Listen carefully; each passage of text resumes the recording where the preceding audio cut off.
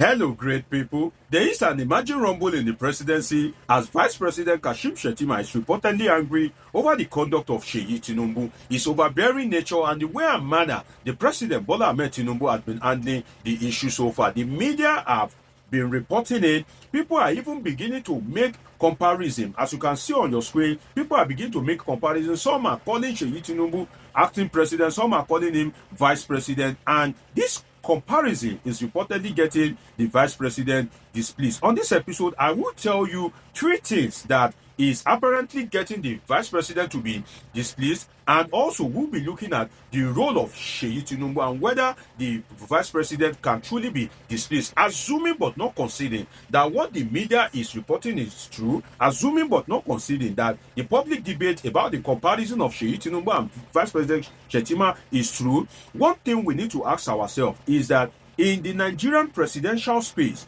does Kashim Shettima have a reason to cry out?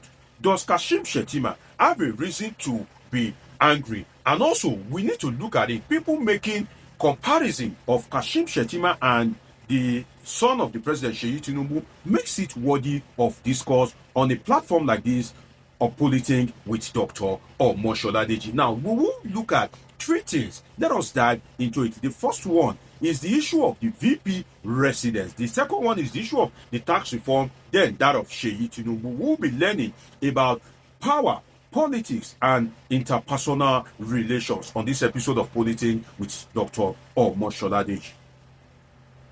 First, let us talk about the issue of the residence of the VP.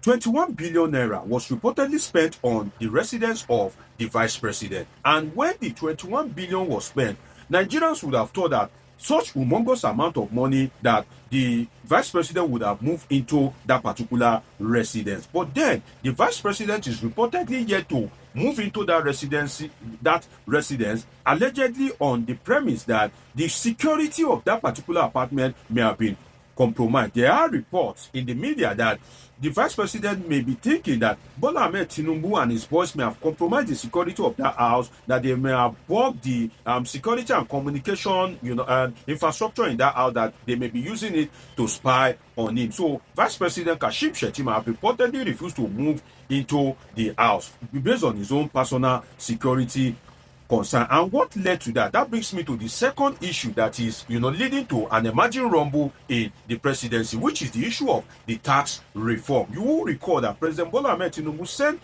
a tax reform bill to the National Assembly, and the northern governors, the northern political stalwarts, were against the policy of the president. Now, this is where the vice president got involved.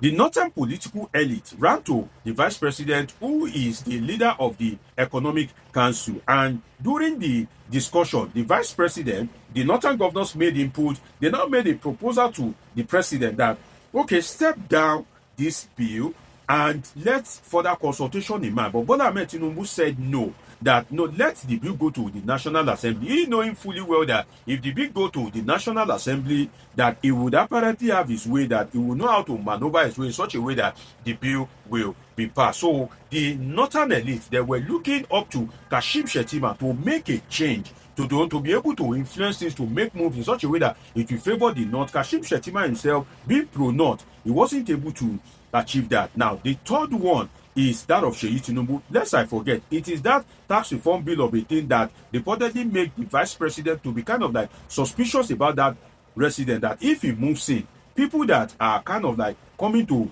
visit him, that they can be monitoring who is coming in, who is coming in, who is going out, and all that. Now to the Seyi Tinubu, which is the third one, about what is apparently bringing an emerging rumble in the presidency, which is the role of Seyi Tinubu. Now, Seyi Tinubu, you will recall that he has been going all across Nigeria, particularly the north, during this Ramadan season. Seyi Tinubu has been visiting northern states. He has been holding iftar celebration, that is the post-fasting, dinner and all that. So you will recall that in the history of Nigeria, you have not seen the son of a president to make such moves. Ordinarily, it will be the vice president, especially if he is a Muslim, during the anything that concerns Muslim, if the vice president is a Muslim, the vice president will take charge in terms of meeting with the northern elders, meeting with Islamic clerics on behalf of the president, if the president is a Christian. But you know that this is a Muslim ticket. So the vice president will be making the moves and be using it to kind of like, sell the administration and be pacifying people towards 2027. But rather than for that to be done, it has been Seyi Tinubu that has been making the moves. Now, if it were to be, you may want to ask that if it were to be a Christian celebration, what will happen? Then as the president and vice president are Muslim, then that authority can be delegated to the secretary to the government of the federation. But in this instance, the vice president have not been, seen doing anything at a crucial moment, which is Ramadan, which is a crucial moment that they can use to win the support of people in the north as regards the, apparent low public rating of the performance of their government. Now, the vice president is reportedly displeased with this, and people are even saying it to his face that, Mr. VP, are you not the one that is supposed to be doing this thing that Seyi is doing? Now, these are the issues. First, let us get something clear. Who is Shettima? Who is Seyi Tinubu? We need to get that very clear so that we can understand you can understand my point going forward. Now, Vice President Kashim Shettima is a retired banker. I stand to be corrected, the accountant or banker, one of the two. Now, Vice President Kashim Shettima is a former senator. He has been a member of the upper legislative arm in the National Assembly. Vice President Kashim Shettima is a former two-term governor of a state. Vice President Kashim Shettima is the current vice president, the number 2 citizen of the Federal Republic of Nigeria. Now, who is Seyi Tinubu? Seyi Tinubu is the son of the president that apparently has no experience of holding public office, apparently has no experience of public service. So for Vice President Kashim Shettima to be seeing Seyi Tinubu as somebody that is too kind of like overbearing, leaves so much to be desired. Now let us look at something, which is that there are institutions, they are well-recognized institutions and persons strategically positioned to do what Seyi Tinubu is doing. There are institutions, there are people that are strategically positioned. You may want to argue with that, where it's not bad,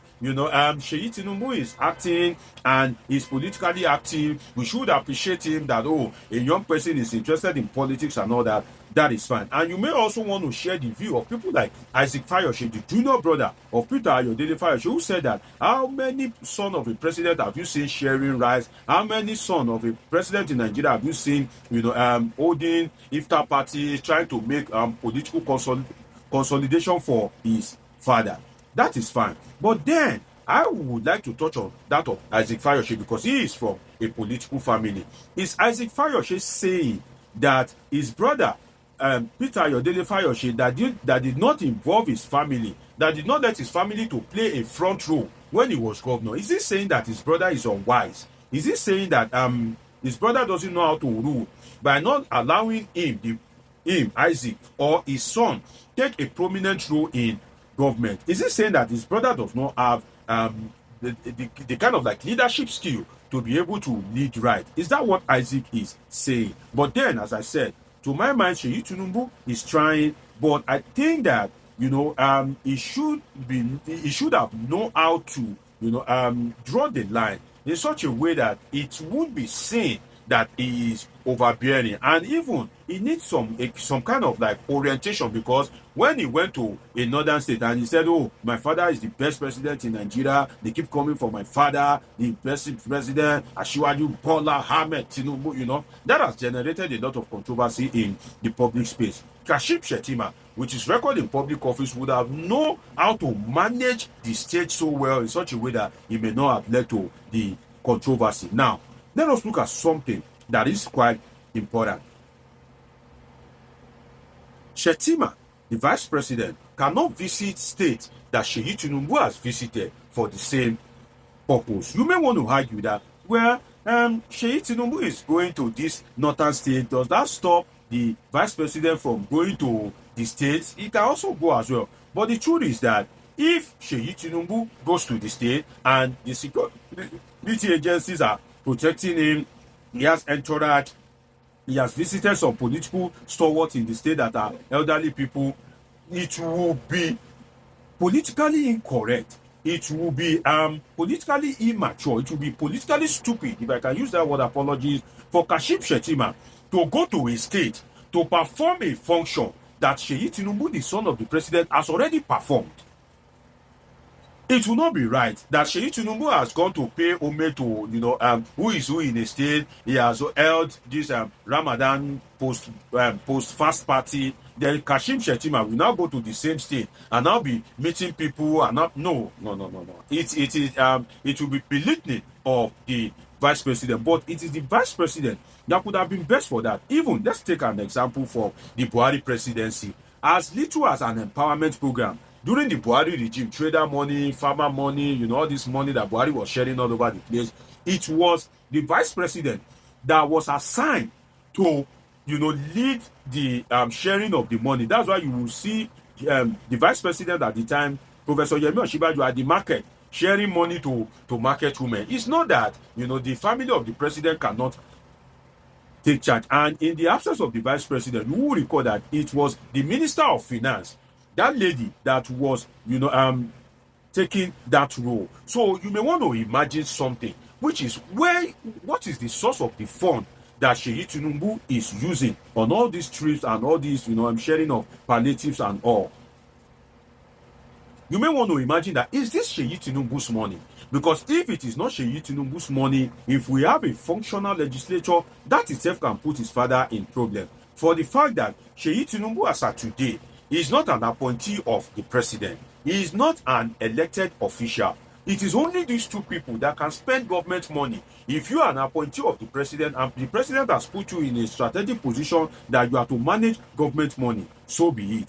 Then if you are an elected official that statutorily, constitutionally, some money, some allocations are to come to you, so be it. But in this case, Seyi Tinubu is not an elected official and he is not an appointee of the president. So you may want to ask yourself, where is the source of this fund? Or is Seyi Tinubu spending his personal money, which is not possible, because before you travel to states in the far north, private jet, entourage, before you provide palliatives, food, MC, DJ, and some stipend for the people, transport fare. You know how politics is run in Nigeria. So is Seyi Tinubu spending his own money, or is spending government money directly or indirectly? Whether directly or indirectly, that is unconstitutional. We need to get that very clear. So a non-appointee of government cannot spend government money. I will urge the president to look into it and see where he can find a middle ground in such a way that people will not be seeing Kashim Shettima as a weak vice president, and people will not be seeing Seyi Tinubu as being